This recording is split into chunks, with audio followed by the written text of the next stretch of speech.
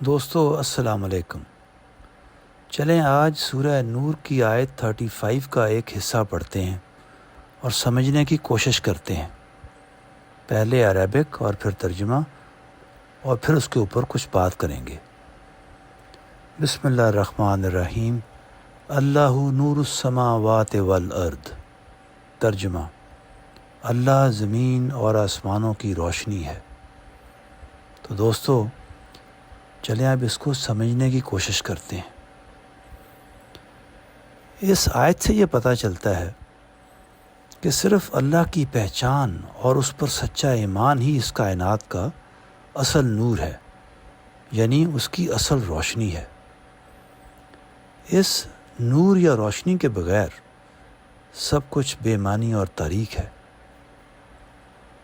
مگر جب یہ نور دل میں اتر جائے تو ہر چیز روشن، با مقصد اور زندہ نظر آتی ہے۔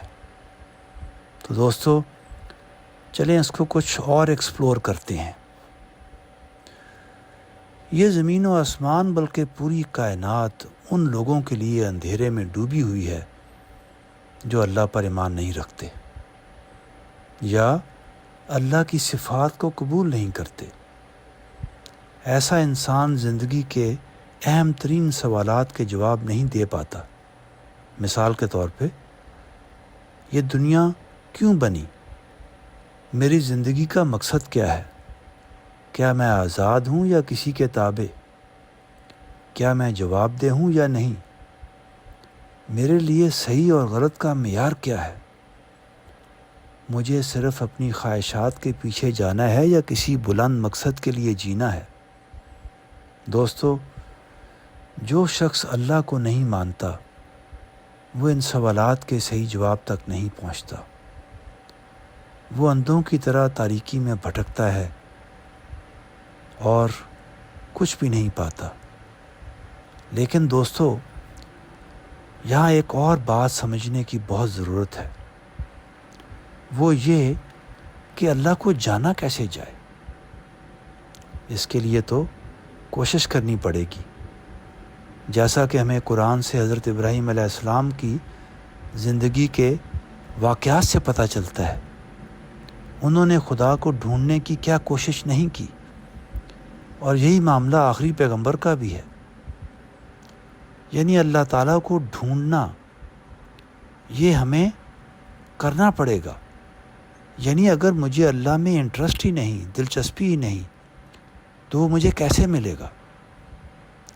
ہمیں اس پہ غور کرنا ہوگا، ہمیں اس کائنات کے بنانے والے کے متعلق سوچنا ہوگا۔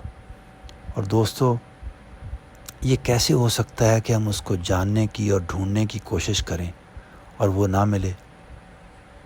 یہ تو کانٹراڈکشن ہے۔ یعنی ہمارا کریٹر ہم سے چھپ جائے۔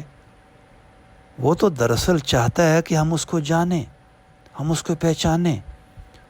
اس نے ہماری زندگی کے مقصد کو قرآن میں جو بیان فرمایا ہے وہ تو ہے ہی یہی کہ ہم اس کے بندے بنیں۔ تو اس کے بندے کیسے بنیں گے؟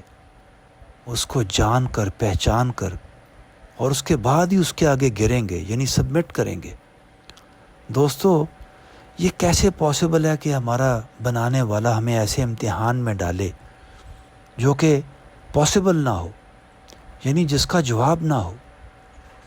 مجھے تو ایسے لگتا ہے کہ جس چیز میں ہم سے کوتاہی ہو رہی ہے وہ صرف یہ ہے کہ ہم آنیسٹی، سنسیریٹی، یعنی مخلصی کے ساتھ، سچائی کے ساتھ اس کو جاننے کی کوشش نہیں کر رہے۔ اور جس دن ہم یہ کوشش کریں گے، دل کے اندر سے آواز آتی ہے کہ یہ کیسے ہو سکتا ہے کہ میں اپنے رب کو نہ پہچانوں۔ تو دوستو، بس آج ہم نے یہ تہیہ کرنا ہے کہ ہم نے اس کو جاننے کی کوشش کرنی ہے، اور جب یہ کوشش کریں گے تو پھر کیا ہوگا؟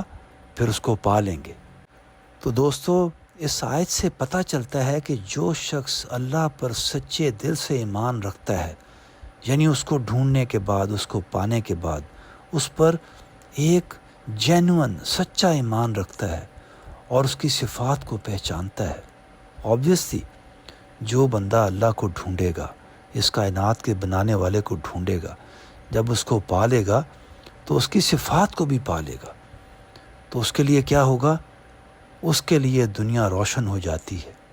دوستو، یہ جو اللہ تعالیٰ نے اپنی کتاب اتاری جسے ہم قرآن کہتے ہیں، اس کے اندر اللہ تعالیٰ نے اپنی ساری صفات کو بیان کیا ہے۔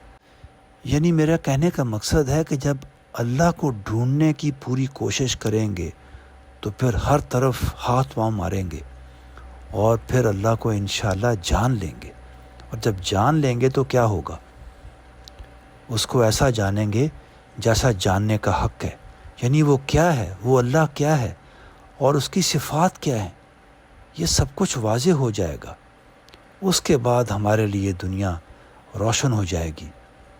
دوستو، ایمان کا نور ایسے انسان کو بتاتا ہے کہ وہ کون ہے، یعنی میں کون ہوں، کہاں جانا ہے اور اس کے لیے کیا کرنا ہے۔ پھر ایسا شخص ہر قدم سوچ کر اٹھاتا ہے جیسے دن کی روشنی میں چل رہا ہو۔ یہ ہے وہ نور دوستو، یعنی زندگی میں ایسی روشنی لے کے آتا ہے کہ ہر قدم روشنی میں اٹھاتا ہے اور ہر سمت میں ایمان کی روشنی اس کی رہنمائی کرتی ہے۔ دوستو، یہ ہے وہ بات جس کو اللہ تعالیٰ نے فرمایا اللہ نور السماوات والارض، یعنی جو اللہ کے نور سے جڑ جاتا ہے وہ سیدھا راستہ پا لیتا ہے، اور جسے اللہ یعنی اللہ پر ایمان نہ ملے، یعنی اللہ پر یقین نہ ہو جائے، تو دوستو وہ اندھیروں ہی میں رہتا ہے۔ تو آج کے لیے اتنا ہی بہت، سننے کا بہت شکریہ۔ السلام علیکم۔